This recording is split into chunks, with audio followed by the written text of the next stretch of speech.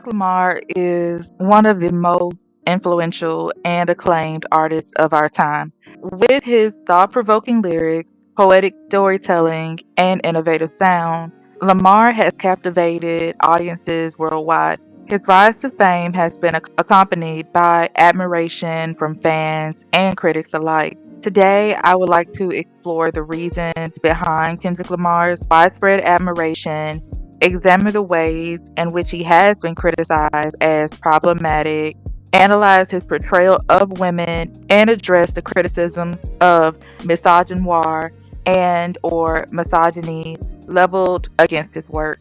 The objective of this analysis is to provide a balanced understanding of Kendrick Lamar's impact and the discussion surrounding his artistry. So, Kendrick Lamar's artistic style and impact has earned him widespread admiration. From his early mixtapes to his critically acclaimed albums like Good Kid, Mad City, and to Pimp A Butterfly, Lamar has demonstrated a unique ability to blend introspection, social commentary, and musical innovation. His lyricism delves into topics such as racial identity, social inequality, and personal struggles, resonating with audiences who appreciate his authenticity and vulnerability. Moreover, Lamar's commitment to storytelling and his skillful wordplay has solidified him as a true wordsmith in the hip hop genre. So now I'm going to talk about his portrayal of women in his song. Kendrick Lamar's portrayal of women in his music has been a subject of discussion and critique. By analyzing his lyrics and themes in songs like Tammy's song, Her Evils, and Keisha's song, Her Pain, this section aims to explore the nuances of Lamar's depiction of women.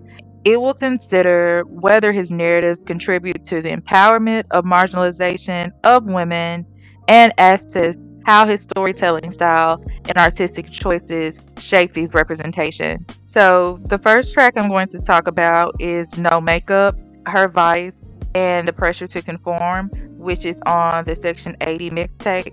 This track, No Makeup, showcases Kendrick Lamar's commentary on societal expectations of beauty and the impact on women's self perception. Kendrick, like some men, acknowledges that he likes the natural beauty of the woman. Kendrick's expression in the song is like many men who basically say that they like the natural beauty of a woman and how they don't need makeup. However, in this song, the woman has a time where she speaks and talks about how she acknowledges what he's saying, but at the same time, she is insecure, so that's why she will continue to wear makeup.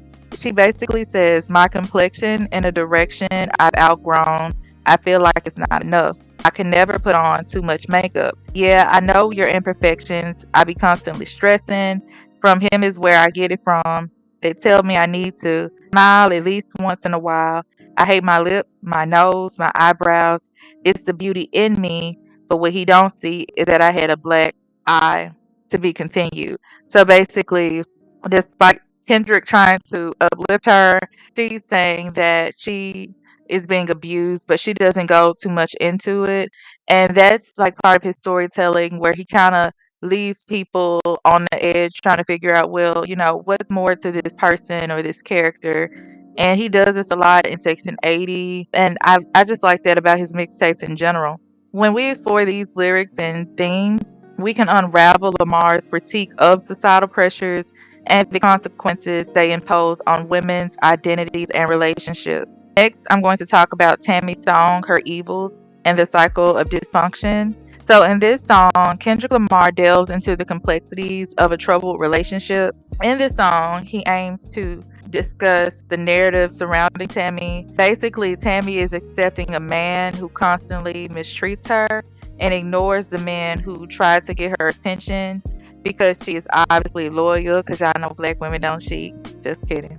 As time goes on and she's constantly getting mistreated, she realizes that she's fighting for someone who isn't worth fighting for. Due to all of the trauma that builds up, she just decides to leave men alone altogether, and she ends up basically identifying as someone who is pretty much gay. Kendrick laughs at the song implying that her behavior is irrational.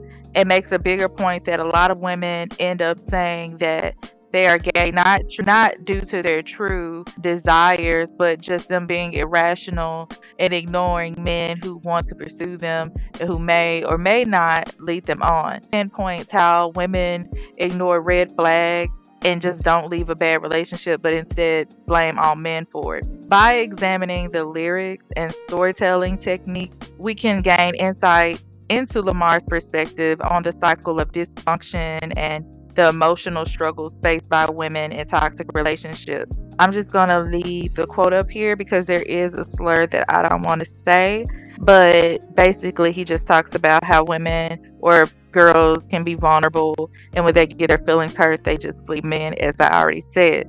The next song I'm going to talk about is Keisha's song, Pain and the Harsh Realities. This song offers an exploration of the hardships she faced. She's basically a young woman who gets into the line of sex work and is exploited by it, obviously.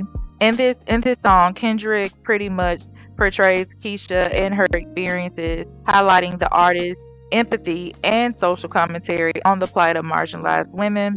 By analyzing the lyrics and underlying messages, I think that fans or listeners can appreciate Lamar's ability to shed light on the harsh realities faced by women in these disadvantaged circumstances. She's giving all to her daddy. She don't know her father. That's ironic. She a block away from Eluders Park. I seen the El Camino Park. In her heart, she hated there, but in her mind, she made it where nothing really matters. So she hit the back seat. Rosa Parks never a factor when she making ends meet. He pretty much is saying that she's calling men daddy because she has like some type of void in her life or an absent father. And yeah, he's just talking about how she just is in an area where she's pretty much selling her body in the back of a car, and though she doesn't like it, she pretty much feels like she has nowhere to go. I feel like he could have left that Rosa Parks part out, but Kendrick just he be doing too much sometimes. So anyway, on the next song, it's called "We Cry Together," and in this song, it's like he's going back and forth with a woman on a song. Y'all know how they do the songs where like the man says his perspective, the woman says her perspective, and this song is pretty much a raw and emotional depiction of a couple arguing about infidelity and abuse. The song is a powerful exploration of the complex dynamics of relationships, and it offers a glimpse into the ways that women can be both victims and perpetuators of violence. In the song, she pretty much cursing at him, he's cursing at her, and she's accusing him of cheating and basically saying like you can't come at me sideways because you're doing things. And he's basically blaming her emotions or period or estrogen, whatever some men say to invalidate women's feelings. But in the end, they just really aren't meant for each other. The next song is called She Needs Me, and it's from Kendrick Lamar's EP. This song is about a woman who is highly desirable and she pretty much has her things together. He basically implies that despite of having all of this success that she still needs to be with him, which again is basically the title of the song. He says she's conservative, affirmative, actually she relaxing and sweats and bobby pins. The beauty of her a blind man can see, a true queen, and she still needs me. Video is kind of interesting. It's like in black and white, and he's just showing this woman and how she mesmerizes men in the hood. And again, she is very beautiful, but it seems like they lost touch some type of way, and she ends up being proposed to by someone else who probably valued her or had the confidence to go after her. But again, this is just my interpretation of the video, so you can see it and let me know if you agree or disagree. Because all of this, and just I think men being in certain spaces and how they portray women, some people feel like since men are listened to more so than women artists, that they can display misogynoir, and that these type of criticisms or depictions of black women is harmful. And I think when it comes to people like Kendrick Lamar, he does have the ability to address black women and racism, sexism on like a bigger platform. And so I just wanted to talk about some other ways that his lyrics have been seen questionable. I want to examine his second album, To Pimp a Butterfly.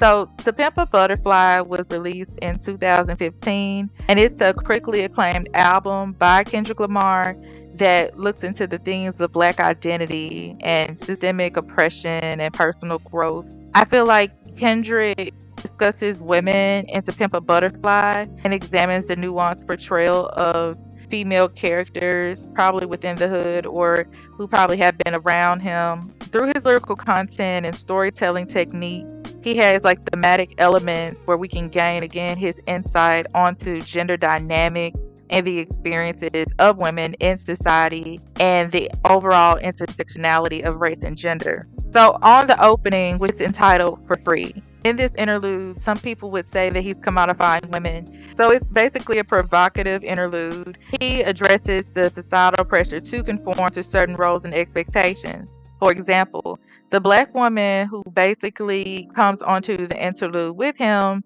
is very demanding. She sounds very loud and it's telling him she needs and deserves all of these materialistic things like long weaves and beauty maintenance. And she goes on to tell him that he is basically insignificant to her because he hasn't fulfilled her wishes, and she basically cursed him out. Kendrick goes on into this like poetic rant, basically implying in order for her to get what she wants, that there needs to be an even exchange. And his request is basically sex, and he goes on to describe his sexual performance and how desirable his genitals are too. And what's ironic about this is that I feel like at this time, even though it was like 8 years ago, a lot of men didn't hear that type of language in a sense. I would sometimes hear men say in conversations privately or among like small groups that, oh, well, y'all want it as bad as we do, or we're just as valuable as you. So for Kendrick to like basically say that what he has isn't free or he deserves again like special treatment just like she believes so, it kind of brought up like gender expectations, especially when we talk about black men and black women relationships and finances. A lot of times there's like this ongoing argument on desirability and status. And so in this aspect, he was talking about sex. So it was just to me again ironic that this was the proclamation of so many black men statuses, or like they was just citing him on the internet, and I'm just like, okay. Next song I'll talk about in this album is These Walls, and it's basically talks about the complexity of female sexuality. In the track These Walls, Lamar explores the complexities of female sexuality and relationships. By analyzing the lyrics and narrative structure, we can gain an understanding of how Lamar challenges traditional narratives, presents a more nuanced perspective on female desire and agency. These walls refers to the insides of a woman's vagina, to be blatant. It's very descriptive in how he talks about how it's pleasurable and that he wants a sexual interaction. He basically says that these walls are vulnerable, exclamation, interior pink, color coordinated, etc. So again, it's very obvious that these walls are again symbolizing like the walls of the vagina, as some people like to say.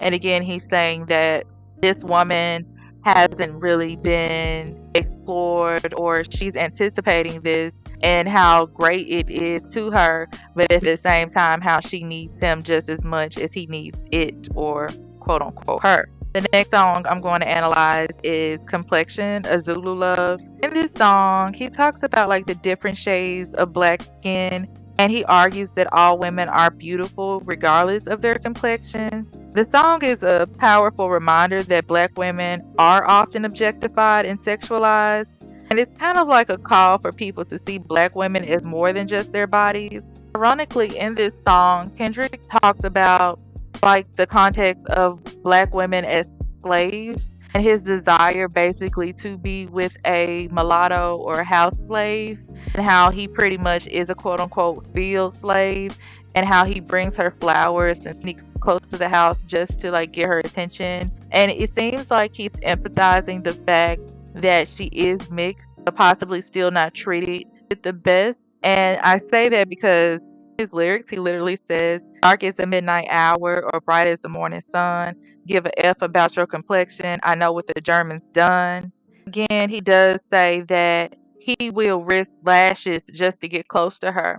Overall, it sounded like he attempted to be deep and talk about how complexion didn't matter, but the fact that he was willing to get so close to this perceived mulatto woman, it seems like that line was very interesting, to say the least. If we think about how we can explore topics, there's a bunch of like different books, of course, and articles you can read. I just want to reference a few. So there's a book called Eloquent Rage: A Black Feminist Discovers Her Superpower by Brittany Cooper. Brittany Cooper explores Black feminism and its transformative power in this book, discussing the intersectionality of race, gender, and activism. It provides insights into the experiences and perspectives of Black women. There's also an article called Black Feminism and Intersectionality by Patricia Hill Collins. Patricia Hill Collins explores the concept of intersectionality within Black feminism and the unique challenges faced by Black women and the importance of considering intersecting systems of oppression. And then there's a book called When Chicken Heads Come Home to Roost, a hip hop feminist breaks it down, Joan Morgan. Joan Morgan discusses the intersection of hip hop culture, feminism, and Black womanhood. He offers a critical analysis of the representation and experiences of Black women in popular culture. There's also an article called The Misogynoir Playbook by Moya Bailey. Moya Bailey's article talks about how misogynoir refers to the specific intersection of racism and sexism experienced by Black women, examining its manifestations and impact on various aspects of society. So I would say overall that Kendrick Lamar's influence and impact on the music industry cannot be denied. I do think his ability to use his platform to shed light on social issues through unique storytelling has earned him admiration. I think that if we objectively examine how Kendrick Lamar and other rappers talk about Black women, we can see how it can display strength and or controversy. I think we can gain a comprehensive understanding of Kendrick Lamar's artistry and the discussion surrounding it if we like truly analyze and try to be as objective as possible. I think this is important because again, a lot of people listen to hip hop and even people who've never met Black women or never met Black people, they hear a lot of these lyrics and sometimes, oftentimes, form ideas of Black people, specifically in this context, Black women and how we respect each other or fail to respect each other, etc. Again, Kendrick does bring up issues that a lot of Black women face, but I do think a lot of times he can stereotype women, like when he has a woman cursing and yelling, which some would say that does happen in a lot of our relationships. When he does something like puts a mulatto woman or mixed woman on a pedestal, some would even argue the fact that he's with a biracial woman, it does he have colorist ideals, has his experience around unambiguous Black women shape how he has possibly depicted Black women in negative ways. So I think there's just something to keep in mind. A lot of artists are talented like Kendrick Lamar, but again, they can perpetuate stereotypes that can be harmful towards Black women. It can be like an eye opener into how people see Black women as void and not loving ourselves and how we're often taken advantage of. So while it is good that we are very empathetic towards others and we do sometimes practice it as a form of self-care, I think that caring for ourselves and making sure that we are satisfied and happy with ourselves and guide us into healthier relationships, our own individuality and with other people, whether it be intimate or non-intimate. And so that's pretty much all I have to say about this topic. Let me know what you think down below and thank you for listening to Books and Looks TV. I'll see you next time.